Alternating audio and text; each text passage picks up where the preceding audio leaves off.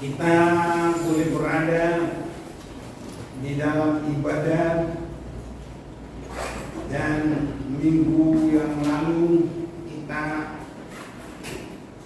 ibadah memperingati kejadian turunnya Roh Kudus. Itu Allah semakin melengkapi dunia ini dengan kelengkapan surga untuk mencipta umat Tuhan yang mau berserah, supaya semakin memasuki kepada sasaran gereja yang didewasakan, gereja yang tidak bercacat celah, bahkan juga yang memiliki kehidupan, mengambil, mencontoh, mengikuti hidup Yesus sampai sepenuh, sehingga kita pada kedatangan Yesus kita sama dengan Dia. Jadi Allah semakin mencurahkan segala kelengkapan untuk itu. Kita menerima firman, dan sejajar dengan itu Tuhan ataupun Tuhan kita mencurahkan rohnya, sehingga firman dalam urapan Roh Kudus itu semakin mencipta kita, semakin mengubah kita, semakin mengubah orang-orang mengasihi Tuhan, semakin mengubah gerejanya Tuhan, semakin segambar dengan Yesus. Dan kalau itu boleh terjadi, maka kita adalah orang-orang yang sudah selesai mengerjakan pekerjaan yang Tuhan tetapkan. Berhenti, tidak lagi bekerja. Sama dengan orang di ladang bisa berhenti, tapi kerjaannya belum selesai, masih banyak. Umpamanya yang digarap 2 hektar, seberapa hektar aja belum. Jadi kalau mati itu bukan sudah selesai perjuangannya, berhenti itu. Kalau sudah selesai, itu berarti kalau dia meninggal, dia mampu, tidak dikuasai maut, bangkit dalam kebangkitan yang pertama, dan bersama dengan orang yang hidup diubah sekejap, baru bersama naik menyongsong Tuhan di udara. Sebabnya saya tidak berani mengatakan sudah selesai pekerjaannya, tapi yang tepat sudah berhenti bekerja. Ini saudara-saudara, sama dengan banyak orang sekolah berhenti, tidak sampai sarjana. Banyak sekali orang berhenti, tapi belum selesai. Bahkan juga saudaraku, kalau orang belajar nggak selesai-selesai, karena apa? Habis S1, S2, Master, habis S2, Doktor, S3, habis itu macam-macam lagi. Nah, itu saudara. Jadi kalau orang sudah selesai tugasnya, kita semakin diubah terus sama seperti Yesus. Ya kalau sudah sama, ya memang itulah puncaknya. Tidak ada lagi yang lain. Itu sebabnya Roh Kudus dicurahkan. Karena Roh Kudus itulah semakin membawa kita kepada karakter Kristus. Roh Kudus itu adalah kuasa. Saya mau ambil dulu kuasa. Walaupun Roh Kudus itu banyak sekali yang dikerjakan bagi manusia, menghibur, menolong, lain-lain, tapi ini kuasa. Satu kuasa yang lebih kita akan tekankan, karena kuasa ini banyak. Ada kuasa menyembuhkan. Nah, ini kalau ada kuasa menyembuhkan ngetren di daerah Afrika itu, ini sangat luar biasa. Tapi saya perhatikan memang itu sangat dibutuhkan di sana sebagai awal, karena di sana itu banyak sekali berhala, banyak sekali penyakit, dan banyak sekali kemiskinan. Sangat butuh kuasa, dan itu akan menarik banyak orang, berjuta-juta orang datang kepada Tuhan. Itu kuasa. Tapi kuasa untuk kita sama seperti Yesus adalah kuasa untuk melawan segala keinginan daging. Roma pasal yang ke-8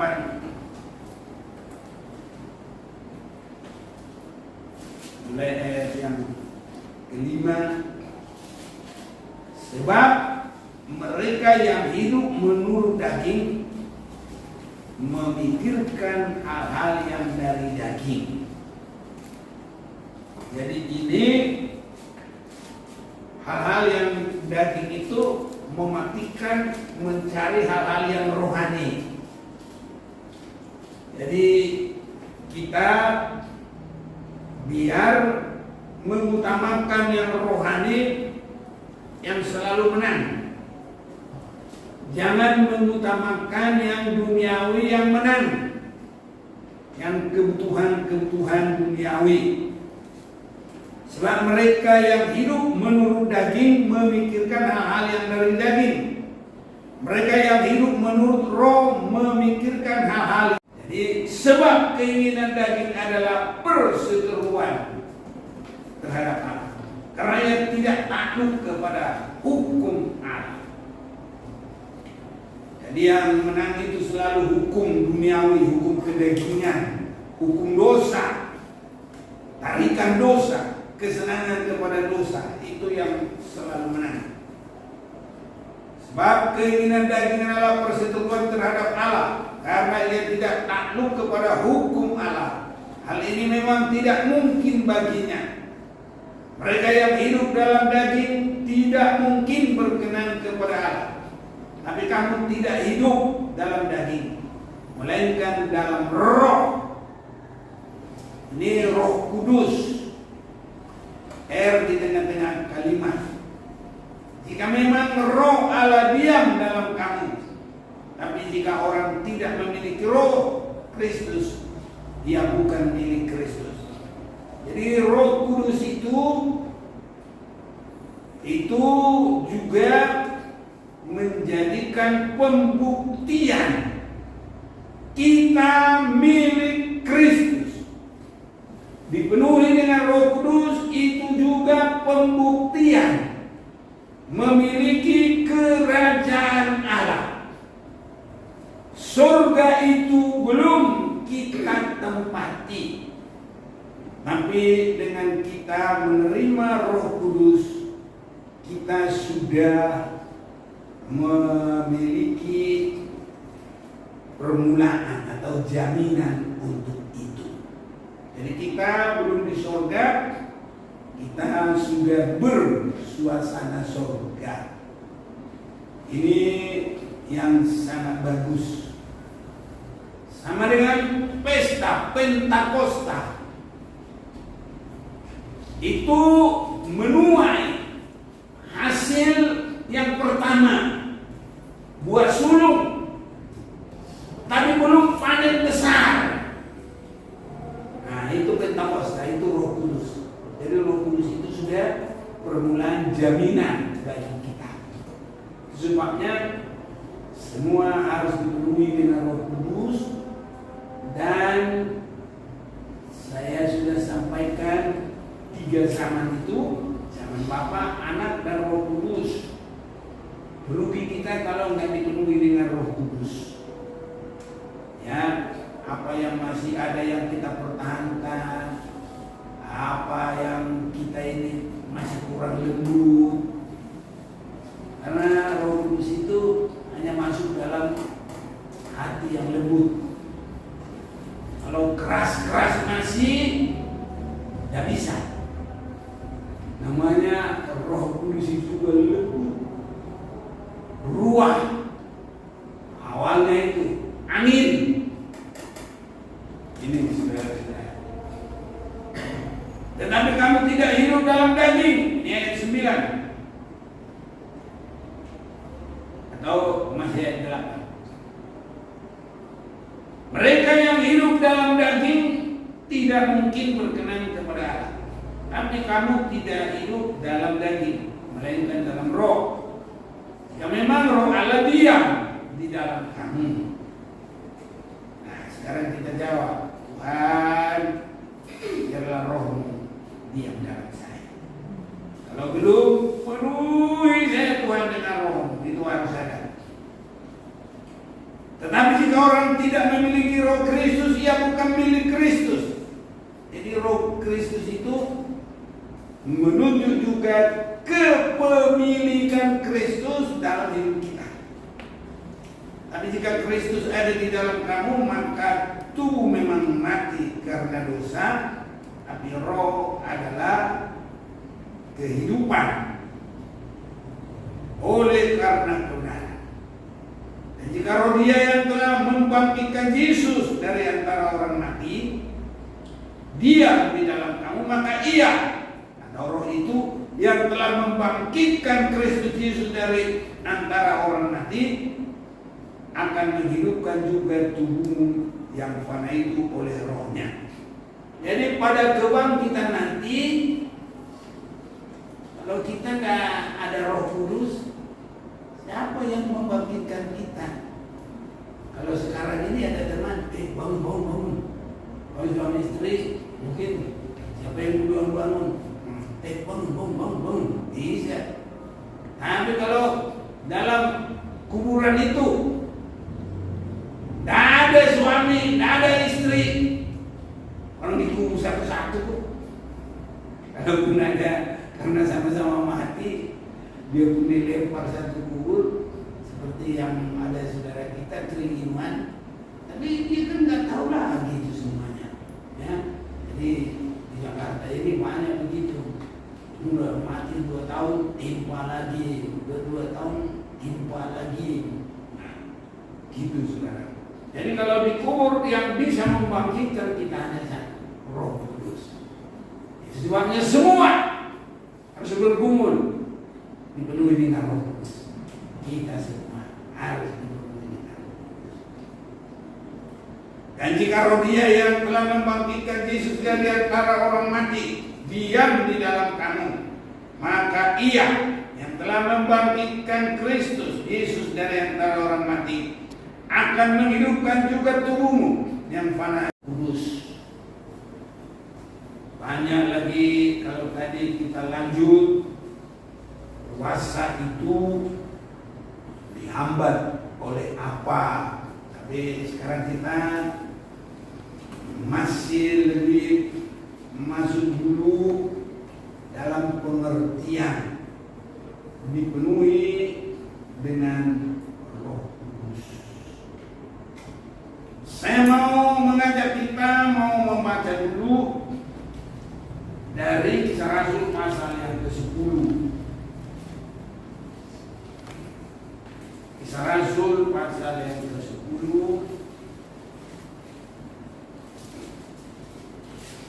ayat yang ke-44. Mulai. Ketika Petrus sedang berkata demikian, ini Petrus berkhotbah bagaimana ya bangsa Israel yang darinya Yesus tentang dan bagaimana Yesus adalah penebus dosa, maka itu diberitakan. Nanti kalau saudara mau baca di rumah, itu diberitakan oleh Rasul Petrus kepada satu rombongan keluarga, namanya keluarga Kornelius, bukan orang Yahudi, dan dia adalah yang berpangkat perwira pasukan yang disebut pasukan Italia. Jadi diberitahukan secara umum orang yang bukan orang Israel menerima Roh Kudus. Jadi Kornelius ini sudah lama selalu rindu kepada kebenaran. Seberapa yang dia tahu dia berdoa, seberapa yang dia tahu dia beramal, berbuat baik, menolong orang, memberi persembahan, setia bersama semua keluarganya. Jadi kalau kita baca mulai dari ayat 1, justru karena kerinduannya itu Tuhan senantiasa melihat hati yang rindu. Pasti semakin dilengkapi. Untuk itulah ada penglihatan bagi dia, dan ada pula penglihatan bagi Petrus, supaya penglihatan ini bersama-sama klop, supaya ada pertemuan, dan nanti Kornelius dengan keluarganya dengar firman, dan nanti Petrus menyampaikan firman. Nah ini, jadi nubuatan juga harus mendukung kepada firman Tuhan. Nah, kalau masalah berkat apa semua nasib, bukan begitu tujuannya. Kita kalau mengasihi Tuhan pasti sudah keberkatan, tidak usah ditanya-tanya, dari mana nasibku? Nanti dibilang, wah kamu harus menikah dulu baru kaya. Saudaraku, kapan kita mau mengasihi Tuhan, pasti Tuhan dia Tuhan berkati. Nah, dan kaya itu bukan karena nasib kebetulan, tapi berkat Tuhan lah yang bikin kaya. Susah kaya tidak menyertainya. Amsal Sulaiman pasal 10 ayat 22-23. Baca dulu. Baca dulu. Amsal Sulaiman. Ada yang duluan, boleh tolong.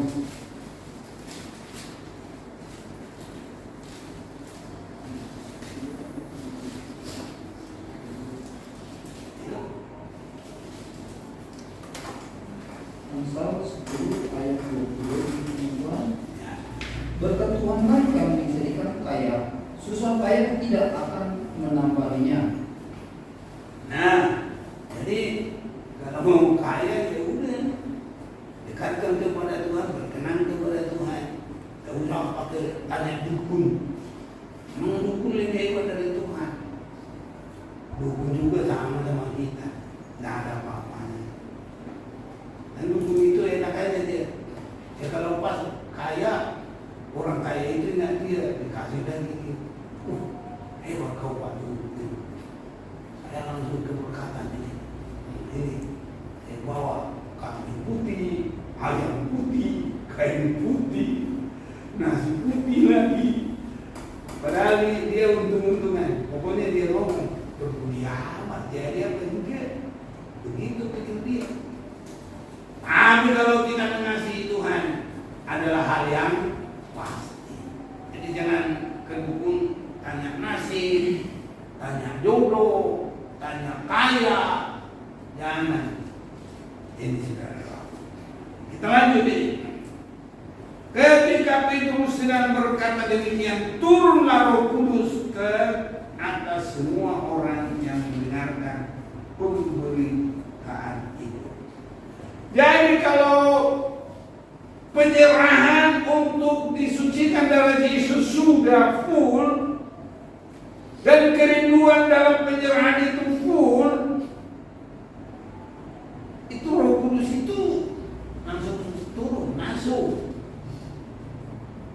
Daripada orang berdoa terus 10 hari tapi nggak bisa full penyerahannya, nggak bisa full meninggalkan hidup lamanya, nggak bisa full untuk menyerahkan hidupnya kepada kehendak Tuhan, sampai suara parau, nggak dapat apa juga. Tapi tidak pun harus dalam suasana doa, biarpun dengan firman Tuhan secara sungguh-sungguh meyakini dan pasrah kepada Tuhan. Orang ini dipenuhi dengan Roh Kudus sewaktu apa? Dengarkan firman Tuhan. Jadi bukan hanya karena dengar, sudah ada respon dari hati yang Tuhan sudah lihat kerinduan itu full, mempercayai penebusan Tuhan, menerima penebusan itu dan mengubur hidup lama walaupun masih di dalam kehidupan hati dan niat yang sungguh-sungguh dan untuk berserah kepada Tuhan, itu dipenuhi dengan Roh Kudus. Dan Roh Kudus itulah memberikan kekuatan, memampukan kita melaksanakan itu semuanya. Selanjutnya ayat 46. Sebab mereka mendengar orang-orang itu berkata-kata dalam bahasa roh dan memuliakan Allah. Lalu kata Petrus, bolehkah orang mencegah untuk membaptis orang ini dengan air, sedangkan mereka telah menerima Roh Kudus sama seperti kita? Jadi dipenuhi dengan Roh Kudus, baru digenapkan lagi firman Tuhan dengan baptisan. Jadi ada orang dibaptis air dulu baru dipenuhi dengan Roh Kudus. Tapi ada orang juga dipenuhi dulu dengan Roh Kudus baru digenapkan lagi baptisan. Bisa saja. Dan dari mana orang-orang itu mengetahui bahwa kelompok Kornelius ini dipenuhi dengan Roh Kudus? Nah, 46. Sebab mereka mendengar orang-orang itu berkata-kata dalam bahasa roh dan memuliakan Allah. Nah, jadi orang-orang percaya di situ, anak-anak Tuhan di situ, termasuk rasul-rasul itu, termasuk pelayan-pelayan itu semua mendengar dan mereka mengetahui kalau kelompok itu dipenuhi dengan Roh Kudus karena mereka itu sebabnya dipenuhi dengan Roh Kudus itu berkata-kata dalam bahasa roh itu termasuk juga tanda pengertian bahwa orang itu dipenuhi dengan Roh Kudus. 1 Korintus pasal 14 ayat 22. Karena itu karunia bahasa roh adalah tanda, bukan untuk orang yang beriman, tapi untuk orang yang tidak beriman. Sedangkan karunia untuk bernubuat adalah tanda, bukan untuk orang yang tidak beriman, tapi untuk orang yang beriman. Jadi tanda bisa pengenalan, bisa juga pengetahuan. Ada sebagian tafsiran orang Karena ada kata-kata bukan untuk orang yang beriman, tapi untuk orang yang tidak beriman. Dengan memakai ayat ini berarti tidak perlu berbahasa roh, karena itu tanda buat orang yang tidak beriman. Ada banyak begitu, saudaraku. Dan banyak orang yang tidak mengakui menerima Roh Kudus dan berbahasa roh sebagai tanda itu. Mereka katakan itu gak perlu, itu kan bukan untuk orang beriman. Tapi tadi kita baca dalam 1 Korintus pasal yang ke-10 itu, jadi yang mau membaptis mereka itu dengan air sebagai lanjutan dari mereka mendengar orang-orang itu dibaptis dengan roh karena mendengar berbahasa roh, itu orang-orang itu orang-orang yang beriman. Mana mau membaptis bukan orang beriman? Beriman. Jadi saya boleh lihat prakteknya orang yang tidak percaya bahwa orang itu dibaptis dengan Roh Kudus, maka tanda itu sudah diberi, mereka berbahasa roh, harus yakin. Itu maksudnya. Itu maksudnya. Jadi banyak orang karena dia melawan, tidak perlu berbahasa roh. Nah, ada lagi mengambil dari ayat-ayat sebelumnya.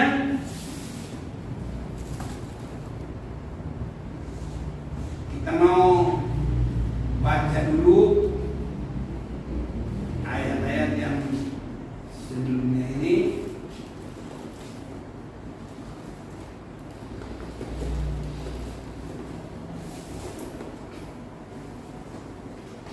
Dari 1 Korintus 14 ya. Dari 1 Korintus 14. Ayat yang ke-22.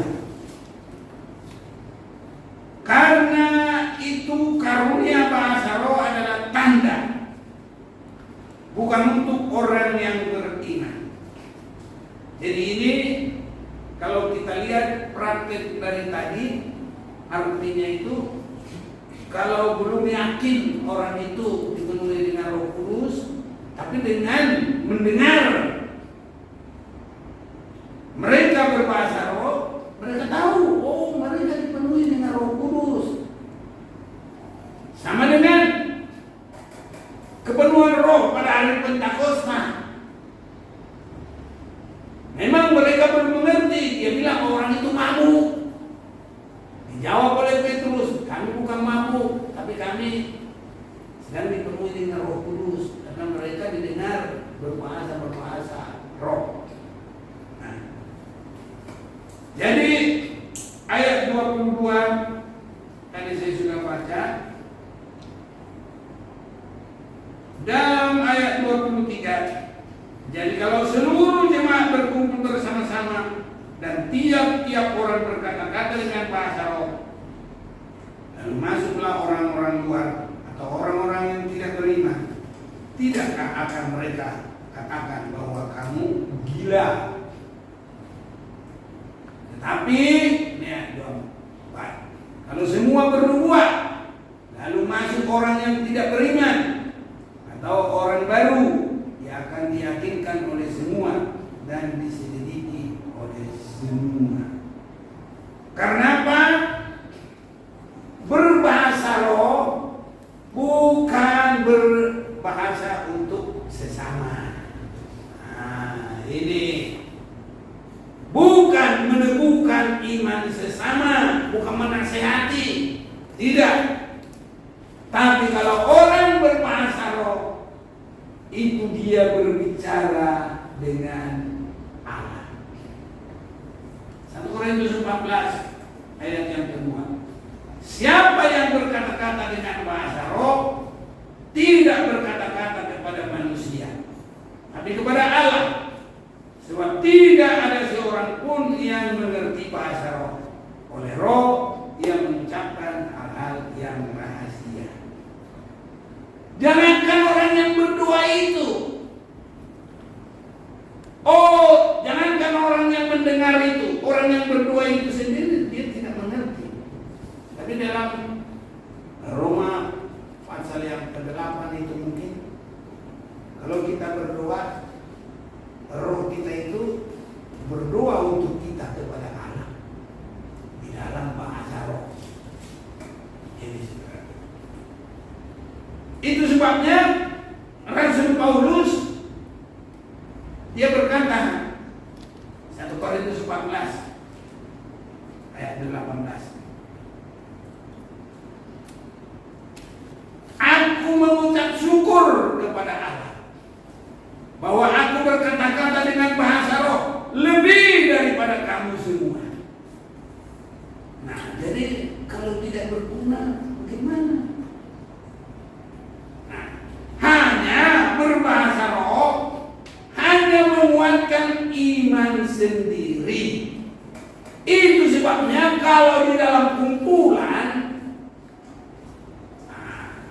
nggak ada kekuatannya untuk meneguhkan orang lain.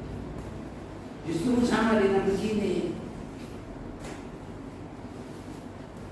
Ada tamu kita datang, ya kan? Kita nggak berbicara dengan dia, kita terus main handphone. Itu bagaikan berbahasa roh lagi. Jadi berbahasa roh itu nggak memperhatikan orang, hanya berbicara dengan Tuhan. Masa ada orang dia bilang, kamu itu gila kamu ya. Dia bisa gitu kata orang. Jadi berbahasa roh di tengah-tengah perhimpunan, bahasa roh untuk sendiri, di situ bedanya. Kalau untuk sendiri dengan Tuhan, udah berbahasa roh sebanyak-banyaknya. Sama seperti Rasul Paulus. Tapi kalau di dalam perhimpunan, ya nanti kayak begitu. Orang datang kita main handphone terus. Mau apa pun kita nggak sapa dia. Karena kita asik, apalagi halo, baik, gitu-gitu. Ya kan? Nah, jadi berbahasa roh juga begitu. Orang sudah datang, masa kita halo terus. Nah, nanti orang bilang, ada toleransi. Ya, macam lah nanti, sombong lah dia bilang, sok lah dia bilang, macam lah. Nah, jadi tidak ada artinya bagi mereka. Bikin yang berarti, yang bisa dimengerti oleh mereka. Kalau bahasa roh ini bisa diterjemahkan, lanjut. Tapi kalau nggak bisa, diam. Nah, kalau bernubuat itu bisa dimengerti, lanjut terus. Tapi kalau bahasa roh itu, nanti kalau kita di rumah, gitu. Bukan di rumah saja. Saya kalau di mobil sendiri enak kurasa. Saya ngomong aja dengan Tuhan, bahasa roh. Nggak ada yang lihat, nggak ada yang bilang gila, nggak ada yang bilang macam-macam. Enak aja kita hubungan dengan Tuhan, komunikasi aja terus. Itu bagus. Nah, kalau kita naik sepeda motor, mulut kita ditutupi sama helm, malah itu yang lebih bagus bermata roh. Orang udah lihat mulut kita komat kamit, biarin aja, ya kan? Enak saudara-saudara. Bisa. Ada lagi suara derunya motor, mau kencang-kencang aja juga bermata roh. Supaya terjadi seperti Rasul Paulus. Aku mengucap syukur kepada Allah bahwa aku berkata-kata dengan bahasa roh lebih daripada kamu semua. Nah, memang kalau orang tidak mengerti, hanya comot satu ayat ini, ayat 23, tidak ada artinya. Itu untuk semua dihantam. Padahal tidak ada artinya, hanya di tengah-tengah persekutuan.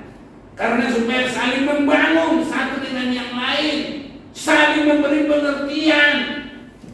Karena berbahasa roh itu roh kita yang berbicara dengan Allah. Kita sendiri juga nggak tahu, karena roh itu yang bersamaan bagi kita. Dalam bahasa Batak, togi mamudio kita. Nah, itu bahasa Batak. Jadi roh itu bersamaan dalam hidup kita. Jadi sudah berbicara dengan bahasa roh sebanyak-banyaknya. Nah, orang yang tidak mengerti dia tidak perlu.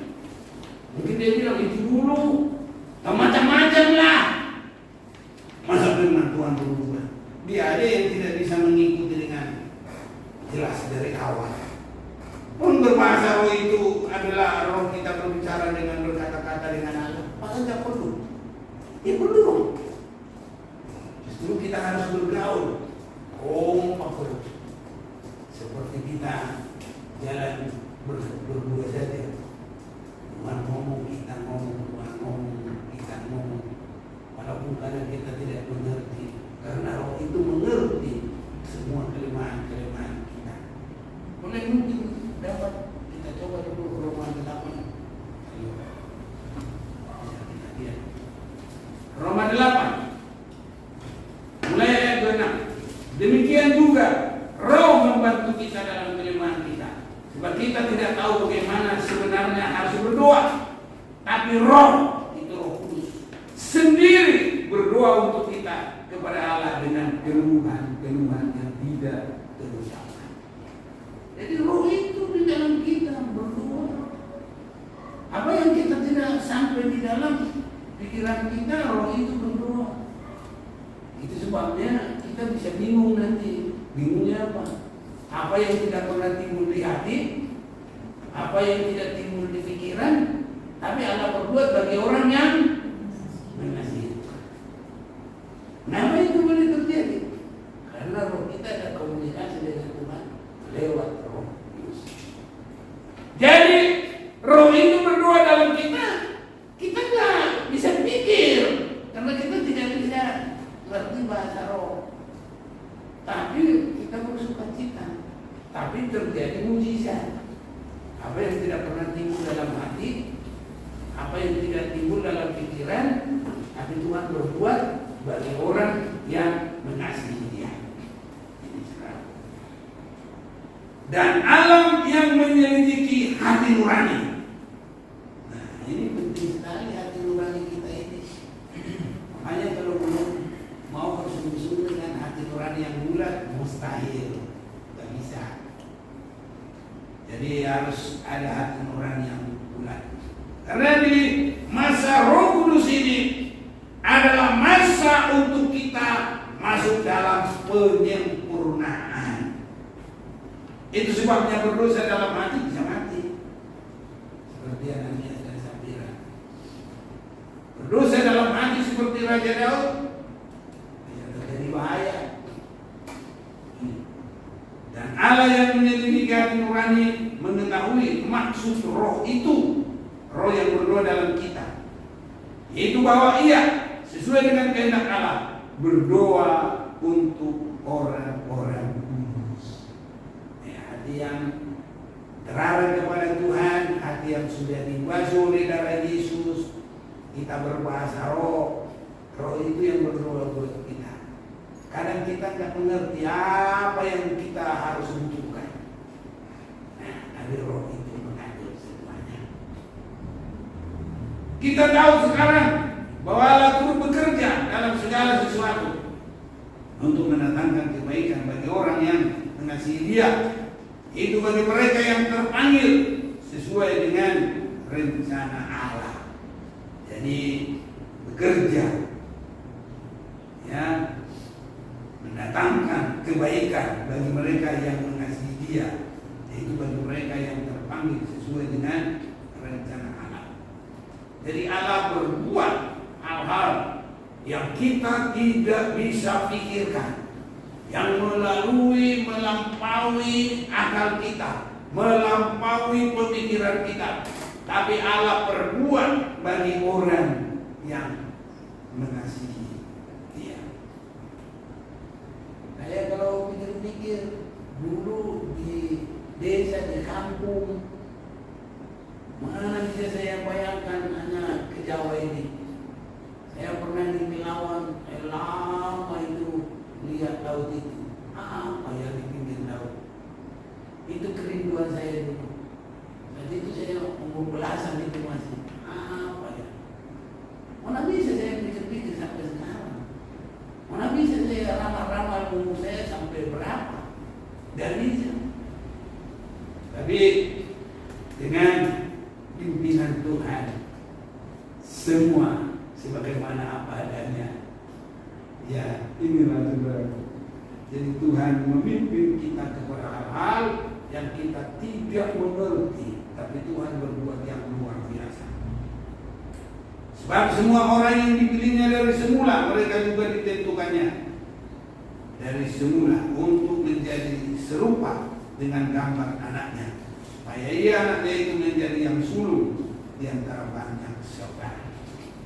Nah, jadi Roh Kudus itu membawa kita sampai serupa dengan Yesus dalam penyerahan yang benar. Kedagingan-kedagingan semakin dimatikan. Jadi Roh Kudus itu membawa kita segambar dengan Dia. Itu sebabnya hati yang lembut, hati yang terarah mendengarkan firman, dimulai seperti Maria. Tidak seperti Marta yang pelayanannya macam-macam, bukan menempatkan dia untuk mendengar, malah dia memberi pendapat-pendapat, malah dia mengajari Yesus. Yesus, lihat itu, Maria, dulu terus itu dekat kamu itu, suruhlah dia dong. Yesus diatur. Jadi yang banyak itu duduk dekat dengan Tuhan. Dengar apa firman Tuhan. Mau ngatur-ngatur itu, wah itu enggak rohani itu, rohani itu. Yang rohani itu sesuai dengan firman. Jadi si Marta itu bukan rohani, rohana. Yesus juga mau diajari, suruh dia bantuin saya. Wah, Marta, kamu sibuk banyak hal. Satu yang terutama, Maria sudah ambil. Apa itu? Duduk di kaki Tuhan dan mendengar suara. Karena pendengaran yang baik itu ada berkat yang luar biasa. Cornelius itu mendengar dengan baik, di situ dia dipenuhi dengan Roh Kudus. Nah, saya bilang begitu, wah, penuhi dengan Roh Kudus. Semua satu rombongan itu. Pendengarannya itu sudah sangat baik. Hatinya itu lembut, tidak ada keras. Dan dia tidak dihimpit oleh keinginan daging. Tapi dibiarkan Roh Kudus itu bekerja, mematikan semuanya hal-hal yang tidak berkenan kepada Tuhan. Sebabnya ayat 29 tadi, sebab semua orang yang dipilihnya dari semula, mereka juga ditentukannya dari semula untuk menjadi serupa dengan gambaran anaknya, supaya ia anaknya itu menjadi yang sulung di antara banyak saudara. Yesus yang sudah bangkit, yang menampakkan diri 40 hari, dia naik. Itu yang terdahulu, artinya itu yang sulung. Nanti kita juga sama. Makanya kita harus praktek seperti itu. Ya, mulai dari mendengarkan firman itu dan rasa ada lemah lembut, rasa ada ketundukan. Kalau Roh Kudus sudah merasa itu, sudah cukup penyerahan itu, kamu sudah berdoa. Jadi nggak susah-susah dipenuhi dengan Roh Kudus dengan cara minta, saudara. Orang-orang 10 malam itu berbuat habis parah. Biasanya dalam masa 10 hari penantian Roh Kudus banyak orang ya Pantekosta itu, bukan gereja yang saya maksud, orang-orang yang aliran karismatik itu sampai paruh-paruh. Nanti kalau dia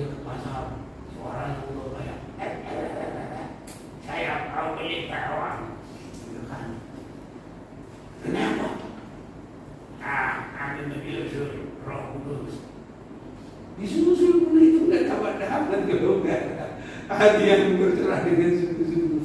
Tapi kita baca tadi Kisah Rasul pasal 10 berapa tadi?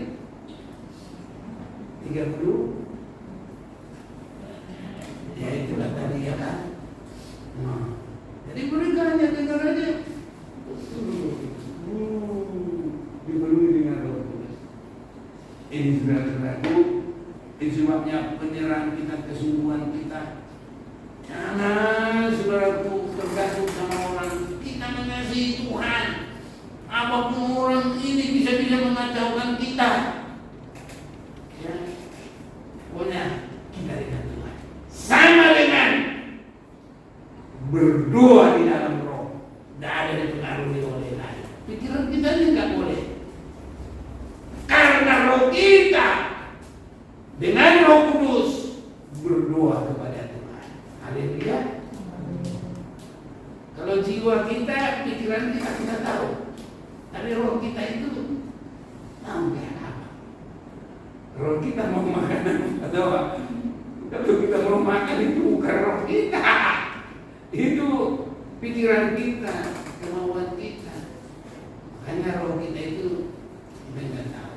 Jadi yang kita tahu, kalau kita dengar firman, roh kita itu dipuaskan. Makan dia, itu makanannya.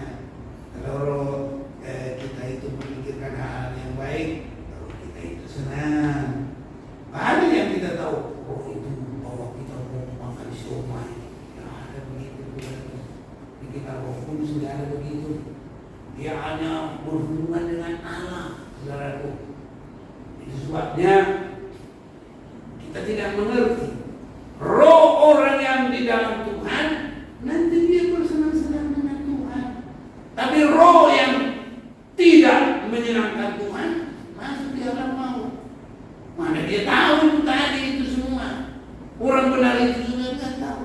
Makanya kita hidup dalam mendengar firman Tuhan, berserah kepadanya, dan roh itu turun melengkapi kita. Dan roh itu berdoa bagi kita, saudaraku, supaya kita semakin dilengkapi sampai segambar dengan Yesus Kristus.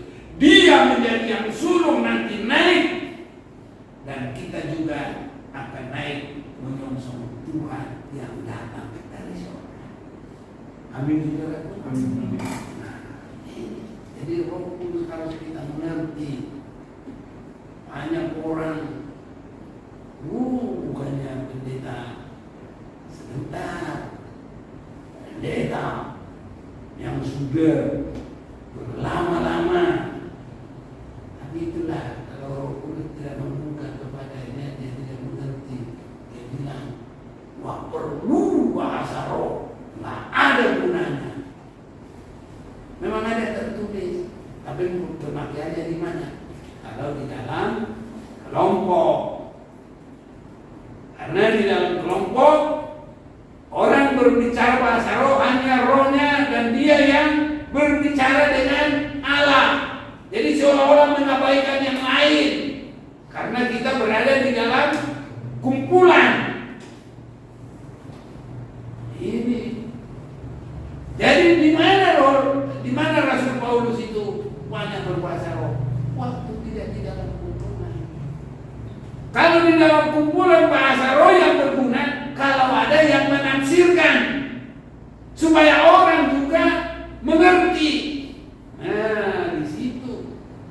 Jadi kalau bernubuat tidak usah dinafsirkan, dia langsung seperti berkata-kata dengan manusia.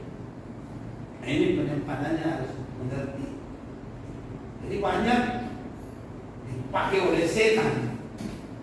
Pendeta-pendeta juga dipakai. Pendeta-pendeta nggak perlu ada roh. Mana yang ini?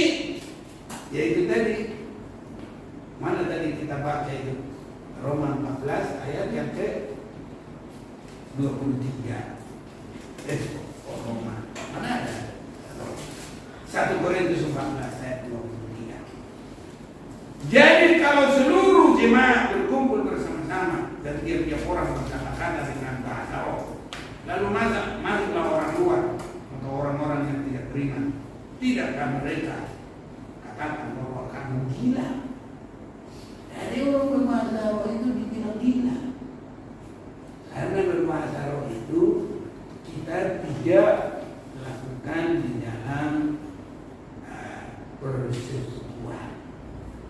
kalaupun itu ada, kita harus batasi lawan, kita harus bisa menyenangkan roh kita. Nanti aja di rumah puas-puasinya berpuasa Ramadan sekarang ini banyak orang, janganlah. Nah, ini sama dengan juga kita ya di dalam kumpulan kita main handphone saja, halo, nggak bagus begitu. Makanya kalau di dalam kumpulan juga mau halo, keluarlah, ngaku sama orang lain. Betul apa enggak? Betul apa enggak? Betul lah masalah.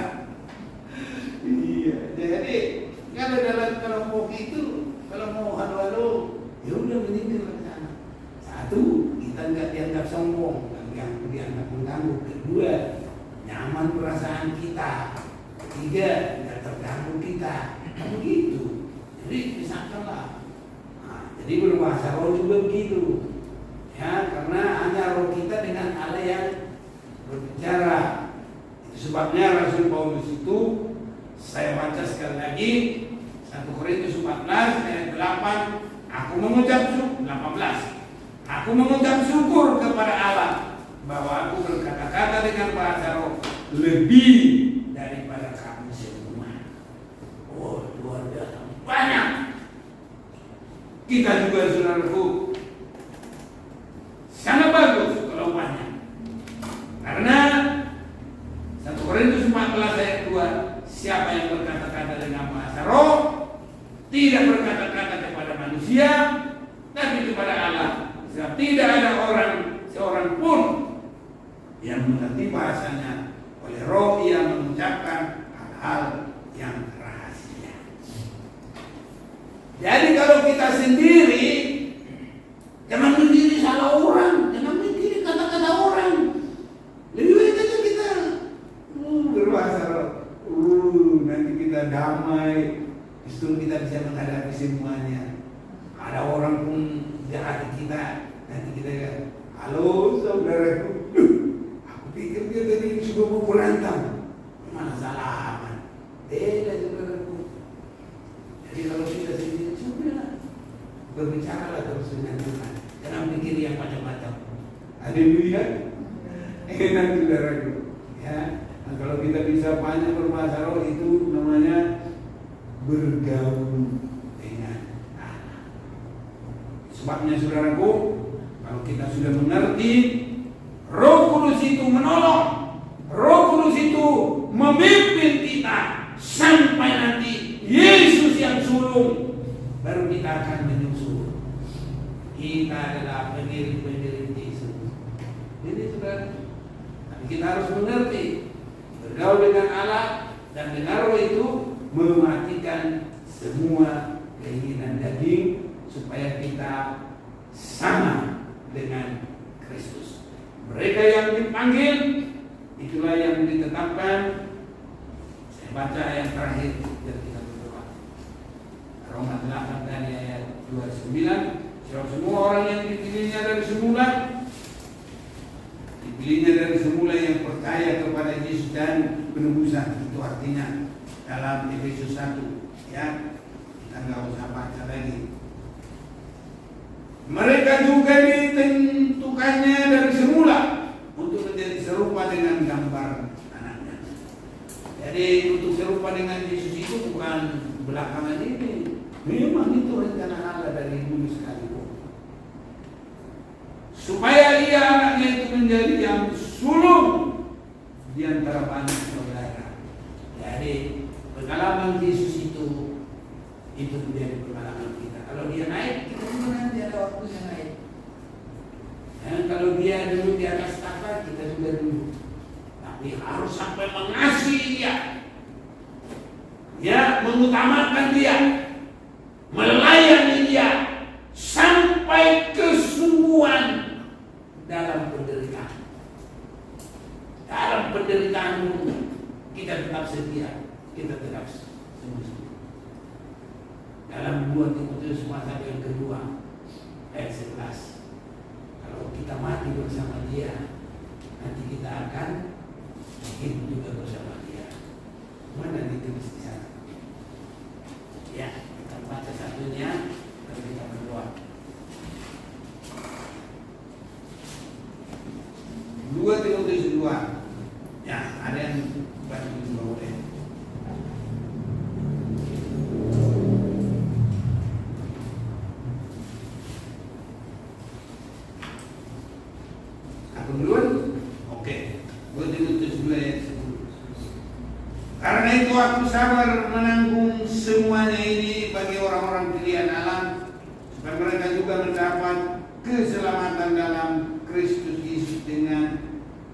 kemuliaan yang kekal.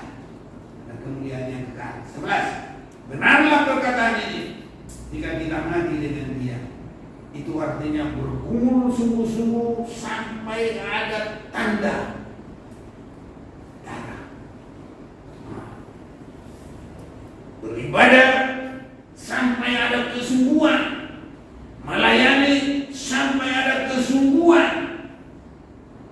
Bukan karena kita ada kesempatan, ada apa, tapi ya memang sudah itu menjadi prioritas kita sampai apapun yang terjadi. Jika kita bertekun, kita pun akan ikut memerintah dengan dia. Jadi nanti kalau dia sudah ada tata, kita juga ada tata. Dia harus tekun. Ada dia, tekun ibadahnya, tekun pelayanannya, tekun kasihnya, tekun pengiringannya, tekun bermasyarakat, tekun terus saudara. Ya. Nanti kita akan memerintah. Jika kita menyangkal dia, dia pun akan menyangkal kita. Seperti siapa?